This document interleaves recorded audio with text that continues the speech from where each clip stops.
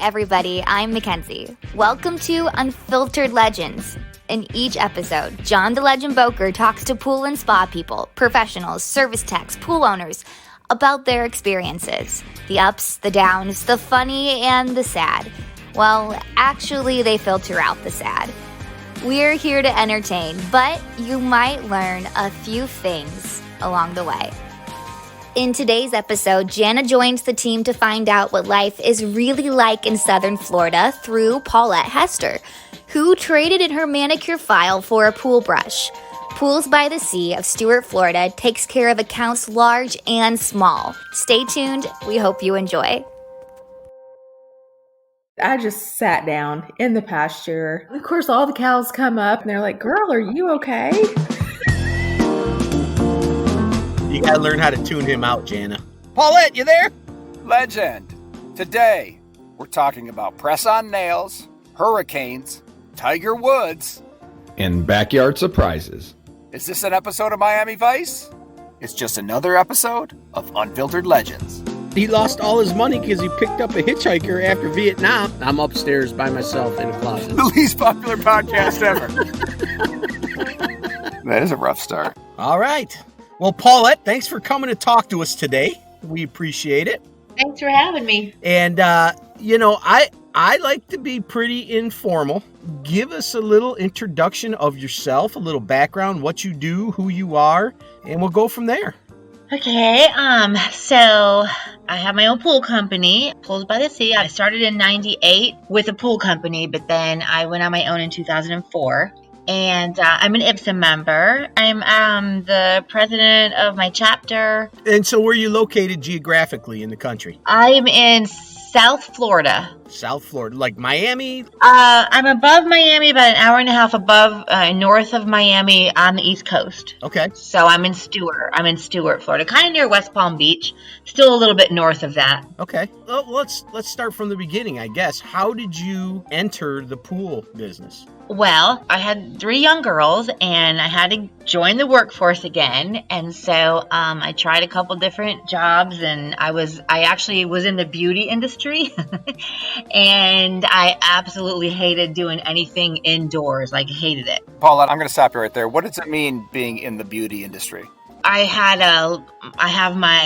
still have it, but I do nails. I did nails. Okay. We had another guest and she was in the beauty industry. She was a hot tub model in Florida, evidently. Hey, a little different.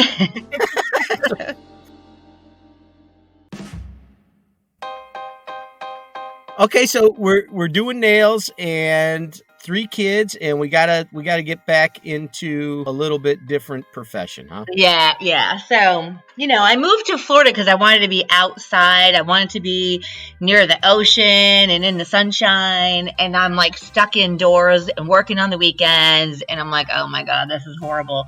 So, a friend who, not like a super good friend, but a friend had gotten a job at a pool company cleaning pools. And I was asking him about it, and he's like, "Oh yeah, it's great. I get off work at 2:00 every day, and blah blah blah." And I'm like, he's like, "They're hiring right now." I'm like, "Okay." So I went in, and I'm like talking to the owner, and he's looking at my long nails, and he's like, he's like, "You sure? Because like you're dressed nice, and you have makeup on." And I'm like, "Man, a little too glammed up for the pool business, huh?" Yeah, a little bit. But I'm like, "I can do this. I know I can do it. I can do it. It's fine." And he's like, trying to talk me out of applying for the job. And then the weekend goes by or whatever, and I get a call, and he hires me. So I go to work and trained for a week, and they fired my friend and hired me. Ouch. Yeah. Yeah, they fired him, so. But he was whatever. But and I'm not kidding you, I've never had long nails ever since. Do you miss them? Well, I can do them whenever I want because I do have my license to do them, but no, it's fine. Paulette, what was the first things they had you working on? I cleaned pools in the very beginning. I would just clean the pools, do the chemistry, After a while, I asked them if they would teach me repairs, which they did. Then they started teaching me repairs, so I started doing repairs for them. Then I decided I could make more money on my own. So How did you get to go on your own? Well, I just decided that I was going to just go on my own, and I just started saving my money, and I was able to just, I put my 2 weeks notice in, and I was able to quit and just start my own. I kind of started doing pools on the side while I was still working for them. But, I still have a good relationship with my ex-boss, my former employer. We're still friends. I see him every once in a great while. We're friends on Facebook. So,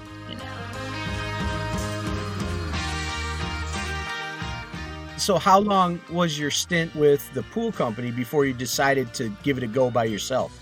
I worked for them for 6 years, from 98 to 2004. And then in 2004, I went on my own. Oh, right before the giant recession and everything hit. Yeah, exactly. Yeah. Yeah, exactly. You know what? I bought my house that year, or I bought my house in actually 2001. I bought the house for a nice and, good price at that point. So yeah, I happened to open a pool store in 2008, right when it all hit. So let me ask you, so how did you move through that? I mean, that was some pretty skinny times during that 2008, 2009 time period. So did you take a hit? Actually, I had at that point in 2008. So in 2004, when the hurricanes hit, we had Francis and Jean hit in Stewart, like a mile or two apart, 2 weeks apart from each other. So at that point, I got a lot more accounts, because when you have a hurricane come, and it's hard to, like you're working like crazy. You're working like from 6:30, as soon as light until dark, basically, like weekends and everything, to try to get all your pools clean from the hurricanes that just tore everything up. So I actually gained a lot of customers from that, because I was showing up and other pool companies weren't showing up. So that was pretty good for me. So I did pretty good. I got a lot of really good accounts at that point. And so that's something that we don't have here in Michigan, are hurricanes. Kind of describe for us. I mean, honestly, I wouldn't know as a service person, right? So these hurricanes blow through, and where do you start? I mean, are these pools filled with mud and debris, and are trees over roads? How do you get to the houses? Yeah, yes. Everything you just said, yes. There's like trees in the road, or maybe not even trees, but like like palm fronds everywhere. Some trees down branches, not full trees. But last year, my palm tree in my yard, the entire thing, I heard a boom, and the house shook, and the palm tree was down. You'd have like 3 inches thick of sand in some of the pools, and I'm talking about the pools that are on the ocean. Sure. The ones on Jupiter Island. Debris, the water would be black. You couldn't even see to the bottom. It would definitely took a lot of time cleaning everything up. So. And how do you use, is there any type of special equipment? Do you use some type of automatic vacuum? Do you drain them out and refill them? What do you do to clean something like that up?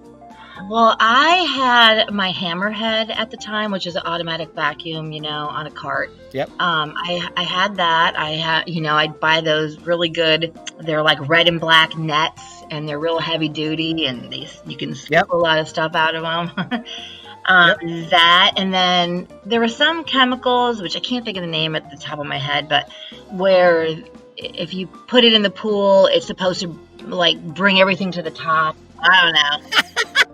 I'm not laughing at you. We make that product. It's called Pool Rescue. I was using all that stuff. So. In the South, and that's kind of where you're at, but like when we have pools that flood, people's go-to is Revive. Yes, I've used that before, yes. It does. It's helpful because it's hard when things are floating in the water, like on top of the water or on the bottom of the pool is the easiest place to get it out. But when you got stuff floating around, that's... If your pool's a disaster, Haviland has 2 ways to help. Pool Rescue will float all the debris to the surface for easy netting and skimming. Superflock, like flock of seagulls, will sink everything to the bottom for quick vacuuming. Ask your local pool professional for more information.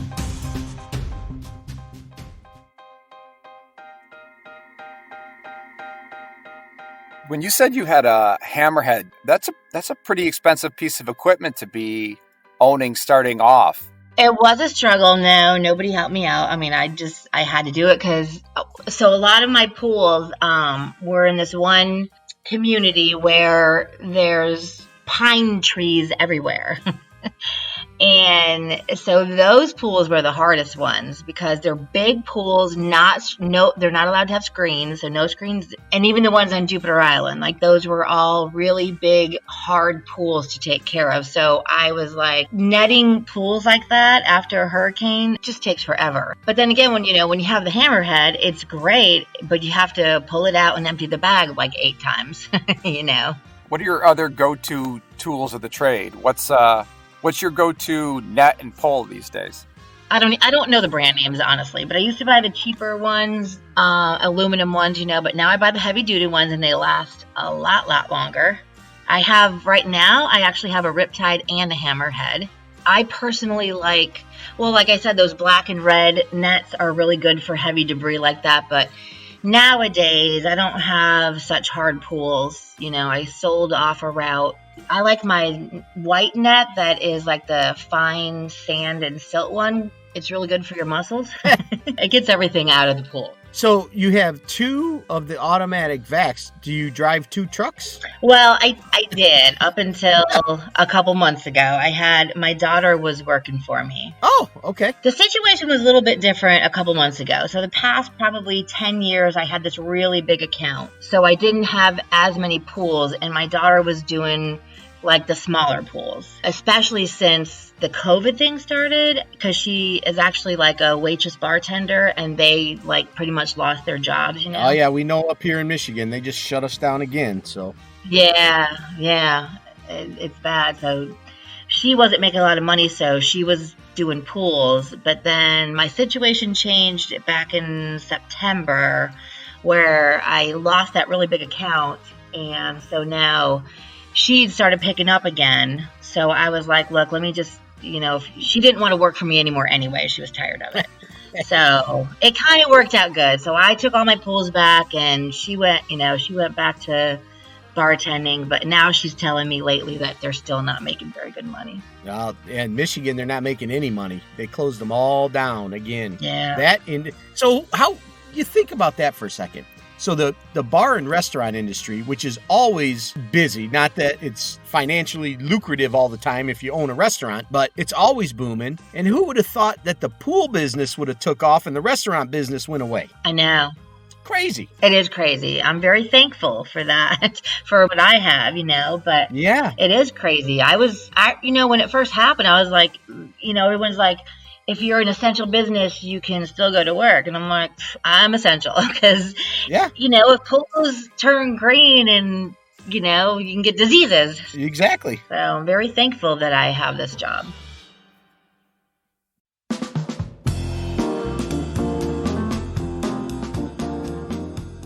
And people don't consider that like a profession either. They don't think pool people are professionals. Yeah, that's a stigma that I try as best I can. And the other John and myself have done some little videos and tried to make people more aware that pool people aren't just a bunch of dum-dums walking around banging their head against the wall. These people need to understand hydraulics. They need to understand mechanics. They need to understand electrical. I mean, you need to understand all those things to do your job. Yeah, and chemistry, too. And chemistry, absolutely. Actually, ironically, I work for a chemical company. I forgot chemistry. Right? Paulette, how many pools do you service on the average week? Well, so my situation, like I said, changed about in September-ish. And so I had one really big account. And so then I had about 10 pools a day on top of what my daughter was doing. So now I just do all of those pools. So she had about 10 a day also, but I've actually just picked up, like in the past week, about 6 pools, 6 new ones, like a couple commercial accounts. I put the word out. I called my suppliers and all my, anybody I could think of in the pool industry. And that's kind of half of the pool industry. It's not so much advertising, stuff like that. A lot of it is word of mouth, who you know. Yeah, definitely. Hey, Paulette, as an Ipsa member, what does Ipsa bring to you as a professional?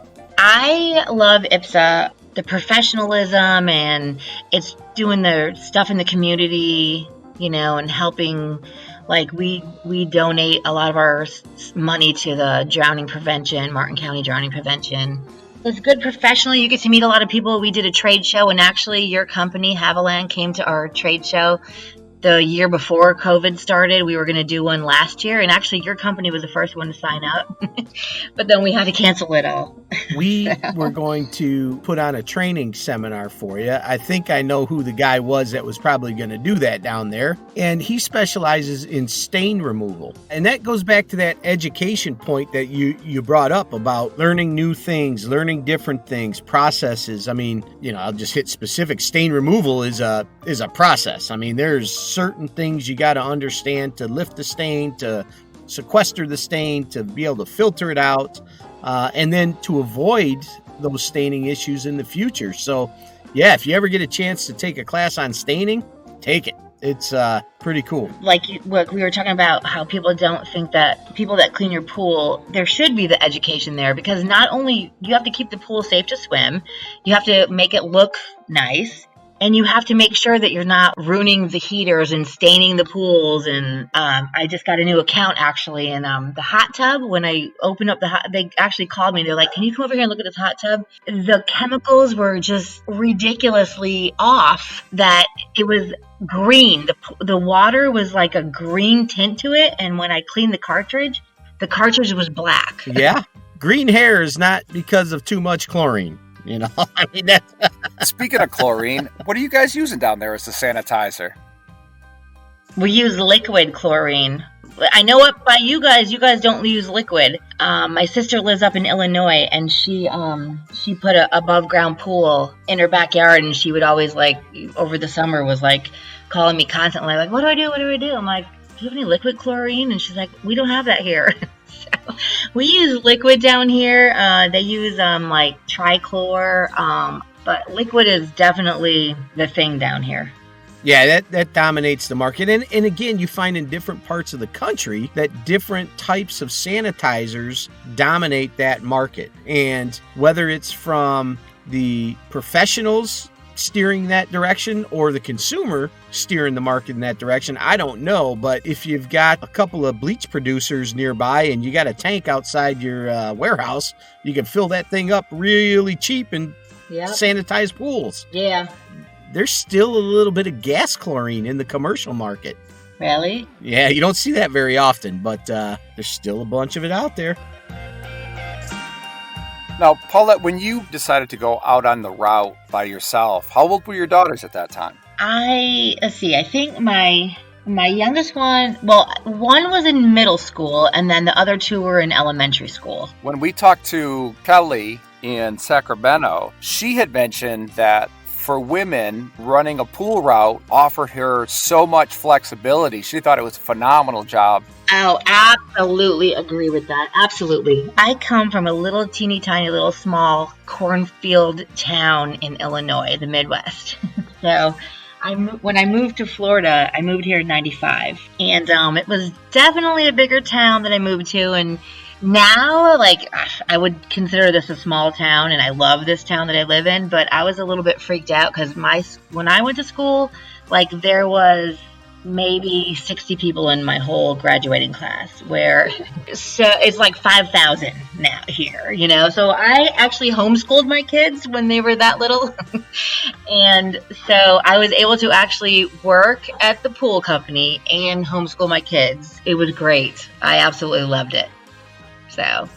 And your daughters must have obviously seen that it was a good profession because you've had at least one of them join you. Yeah. Have you squared the other two away that they aren't getting in the van with you? Well, all right. So I do have another. So I actually now have 4 daughters, and my youngest one, she just turned 18. So here's the deal. My oldest one is in the pool industry. The second daughter was the one that was she worked for me for a little while, but then she quit, the oldest one. Second one was just working for me, on and off since she was 18. Third one, she hated doing pools, so she actually did a lot of my office stuff. And my 18-year-old, I had to force her over spring break to go clean some pools for me so I could get a break, and she's like, I'm never doing this again. It messes up the fingernails. You can't do that. As a matter of fact, because she's on Christmas break starting next week, and I was like, I'm going to have you do a couple pulls. She's like, yeah, no, I'm not doing any pulls. Want to use less chlorine next year? Protein Supreme uses a borate formula to keep your pool water in balance. And balanced water is the perfect environment for a sanitizer to go to work. In 2021, trust Protein Supreme for a supreme pool season. To learn 3 ways to use 30% less sanitizer, visit havilandpool.com. How many pools did you say you're doing? You said you're doing 10 pools a day currently? Yeah, now I have more than that. I have probably like 15, 16 a day. The one that I just lost was very unique. It was 2 huge pools that it was crazy, but I had to go there every single day. Yikes. Was it Puffy's? Was it Puff Daddy's pool? Whose pool was it down there? I can't say whose pool it was, but it was somebody. It was big time. All right. Yeah. All right. I like it. But, I mean, is it a sore subject, or can I ask why you lost it? Okay, well, I'm just going to be totally honest here. So I don't know who's going to listen to this podcast, but the caretaker, it was bad. It was just bad with him. The homeowner, he, I'm sure, knows nothing. And I actually do the homeowner's ex-wife's pool still.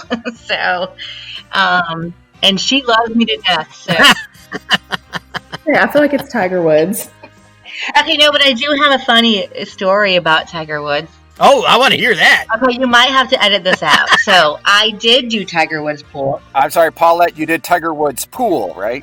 Okay. Yeah, his pool. Yes, his pool. So here's how I did that. So I was actually doing the pool, and then he bought that house. For 2 years, I did the pool. There's actually 2 pools on the property. And then when he finally decided to move here to Jupiter Island, they tore down. There was actually 3 houses and 2 pools. They tore down everything. And then for some reason, Tiger Woods, I never met him or anything like that, but he owned the property. And then when the whole thing happened with him and his wife, my daughter that's 18, she was younger, and she knew I did his pool. And so on the news, I was watching the news one day, and they said that Tiger Woods had an affair and blah, blah, blah. And my daughter, she was really young at the time, and she goes, "Mommy, they just said Tiger Woods is having an affair. Let's go there." Oh!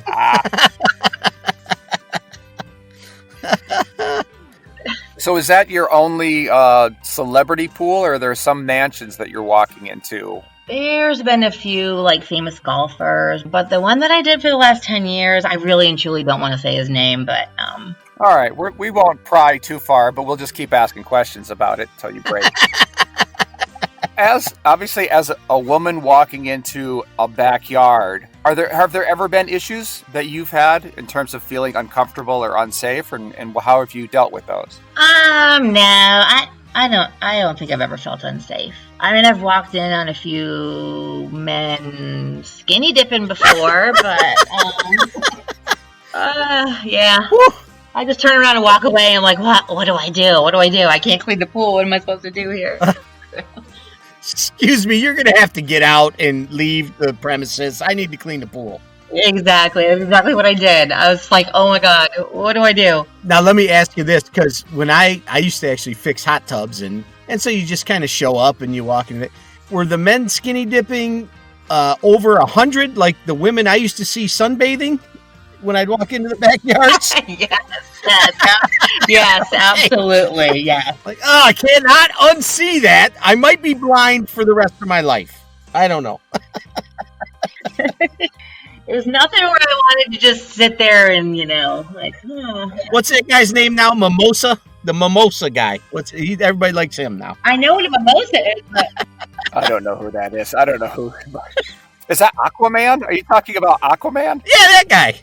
I used to look like that guy, Bereza. Yeah. So Paulette, besides naked 90-year-old men,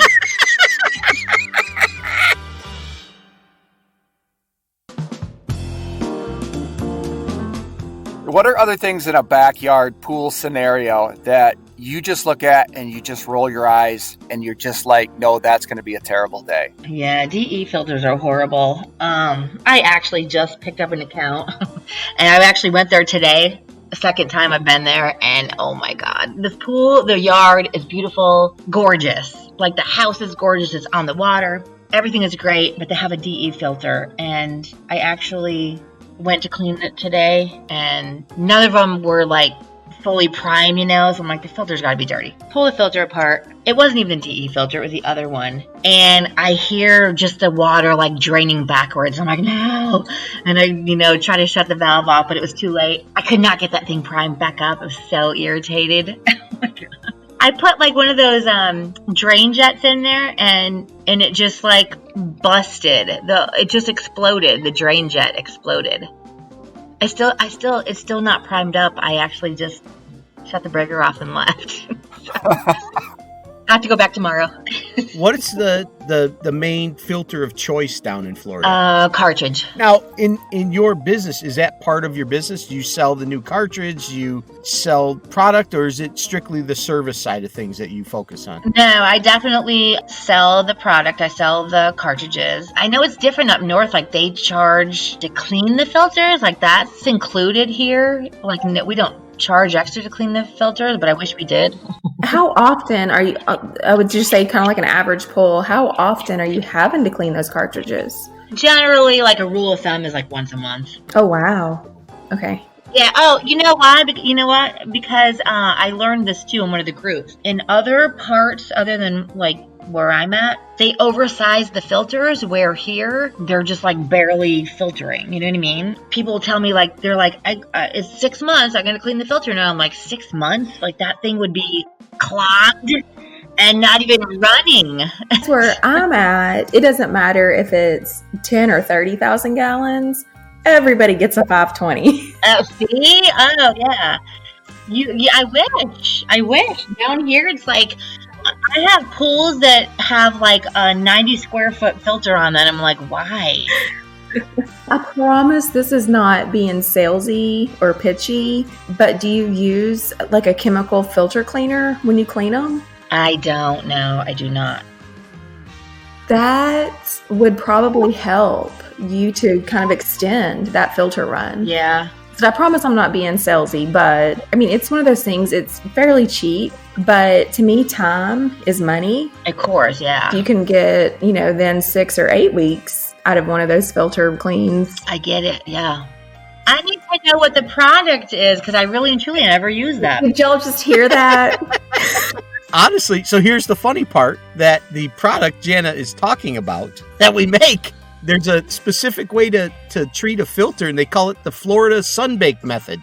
If you actually just, if you sprayed, it happened on accident. Really? Sprayed the cleaner on the filter, and then the homeowner said, I'm just going to go buy a new one. So he threw it in a garbage bag. Oh, wow. Tied it up, threw it out at the front to get picked up by the trash next week or whatever. Drove to the pool store to get a new filter, and they said, we don't have that size in stock. The guy came home, said, I just have to clean this one. He unwrapped the filter out of the garbage bag, and the material that was on it kind of crystallized all of the dirt and debris.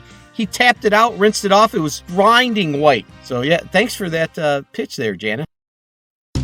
Have you ever talked about some product and then like 5 seconds later you hear a commercial for that product? It's like magic. Filter Magic by Pro Team isn't magic at all. It's a powerful filter cleaner. Now let's get back to the show to see what Paulette's going to talk about next.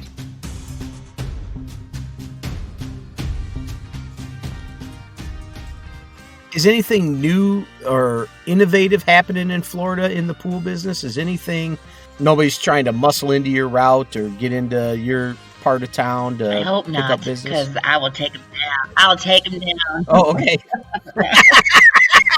I've seen a lot more educational stuff like being offered through the different companies, which is good because then you could just jump on your computer and listen to the webinars or whatever. So that's pretty cool because a lot of times, you don't have time to go, go to a class somewhere or do whatever. So I like it actually. If you were to go back and talk to 18-year-old you, what would you say about getting into the pool industry? I love it. I absolutely love the pool industry. I love it here in South Florida. I don't know. Back then I was in Illinois, so I probably wouldn't have loved it so much. But you know, I would definitely would not change this. I love it. I love it. Can you give us the information on your company and how people can reach you? It is Pools by the Sea. I'm in Stuart, Florida. 772-485-5489. And for those pool professionals, what's the Ipsa branch that you're at?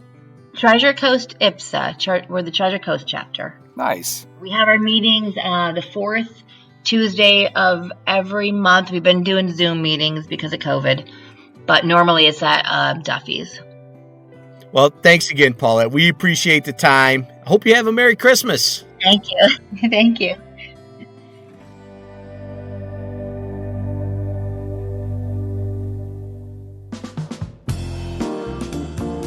Guys, what did we learn today? That Jana is a hell of a saleswoman. I like that she shamelessly plugged our product in the middle of that. That was good. Use my brand, anybody else's. It's going to save you time. I would say what we learned is Florida market's pretty cutthroat, buddy. It's a dog-eat-dog world, and I'm wearing milk-bone underwear. That's a reference to Cheers. Thought he was talking over me, but whatever.